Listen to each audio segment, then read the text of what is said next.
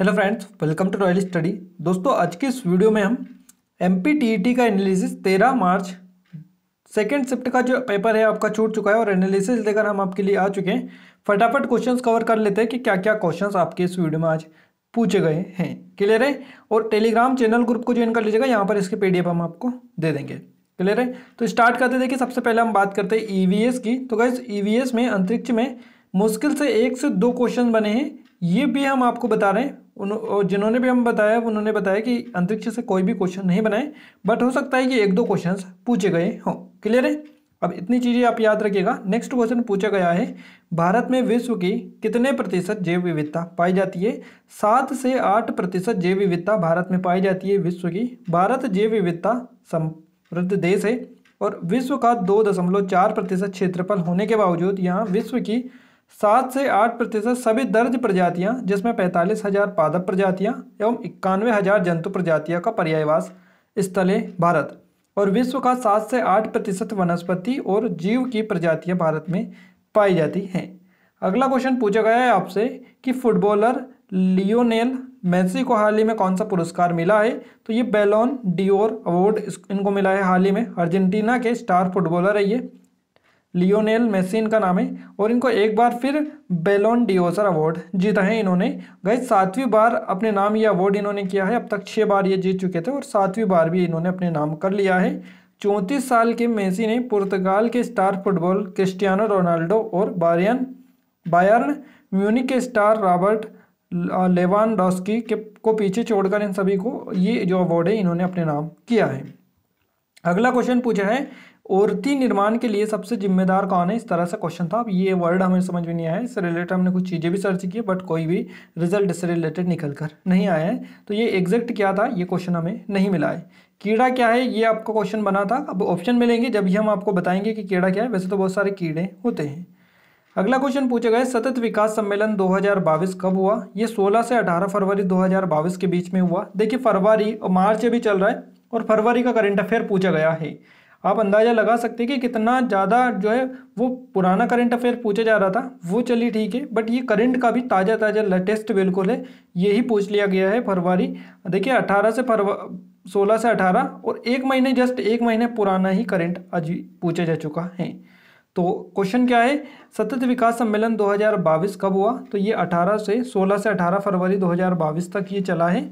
और इस कौन सा संस्करण था? तो इसका 21वां संस्करण था, ध्यान रखिएगा। हाल ही में प्रधानमंत्री ऊर्जा और संसाधन संस्थान है टेरी, इसके द्वारा आयोजित किया गया विश्व सतत विकास शिखर सम्मेलन, इसको संबोधित किया है 16 से 18 फरवरी 2022 तक। और इस वर्ष के शिखर सम्मेलन का जो विषय है, एक लचीला ग्रह की ओर एक सतत और न्याय संगत भविष्य सुनिश्चित करना, इसका इन्होंने थीम रखी है। गाइस, एक खेल से क्वेश्चन था, क्रिकेट से रिलेटेड क्वेश्चन पूछा गया था, एग्जैक्ट क्वेश्चन नहीं मिला है।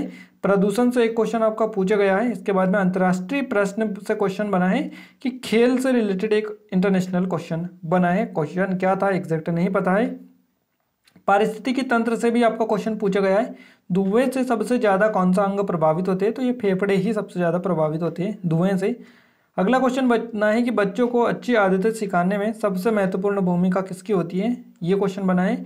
ओजोन परत को संरक्षित करने में किसकी भूमिका है? ये भी आपका क्वेश्चन बना है। देखिए, ओजोन परत पर विशेषज्ञों की बैठक, सबसे पहली बात जो बैठक हुई थी ये 1970 में आयोजित की गई थी, और जिसके बाद UNP और विश्व मौसम संगठन WMO ने समय समय पर ओजोन परत में होने वाले क्षय को जानने के लिए ओजोन परत समन्वय समिति का गठन किया था। तो इसके बाद में ये समिति गठित की गई थी, ये आप डेट याद रख लीजिएगा। और सुबह ओजोन से डेली क्वेश्चंस बन रहे, सुबह ओजोन डे पूछा था, इसके पहले भी क्वेश्चन इससे बन चुका था।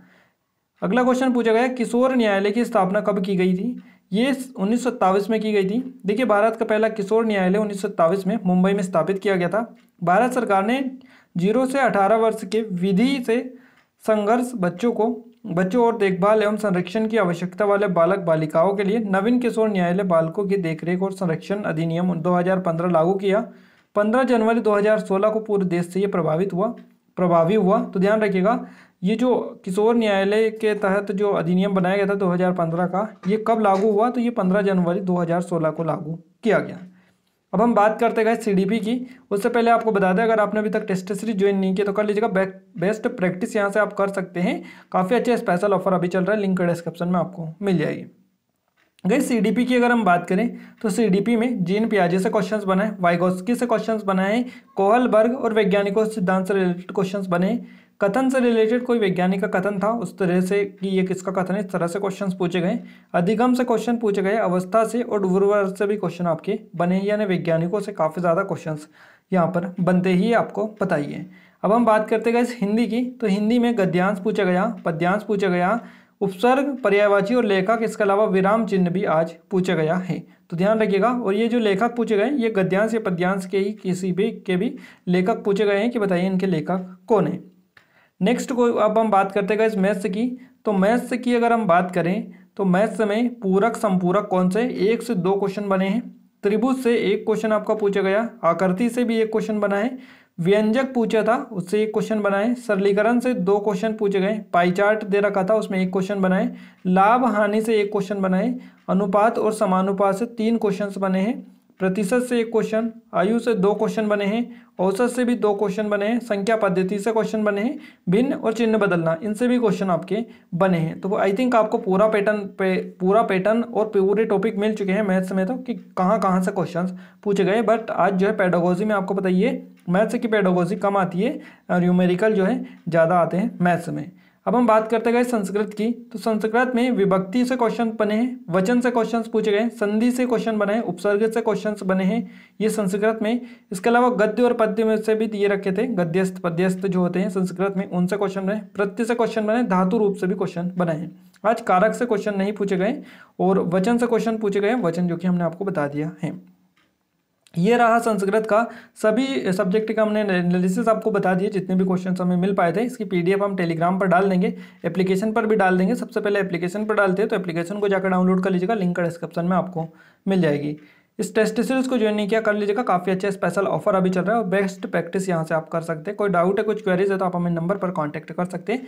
इस वीडियो को अपने दोस्तों के साथ शेयर भी करें और ज़्यादा से ज़्यादा वीडियो को लाइक करें, और चैनल पर पहली बार विजिट किया चैनल को सब्सक्राइब करने के साथ साथ बेल आइकन को भी आप दबा दीजिए, जिससे जो भी नया वीडियो है उसका नोटिफिकेशन भी आपको मिलता रहे। आज के इस वीडियो में बस इतना ही, मिलते हैं हमारे एक नए स्टडी वीडियो के साथ, तब तक जय हिंद, वंदे मातरम।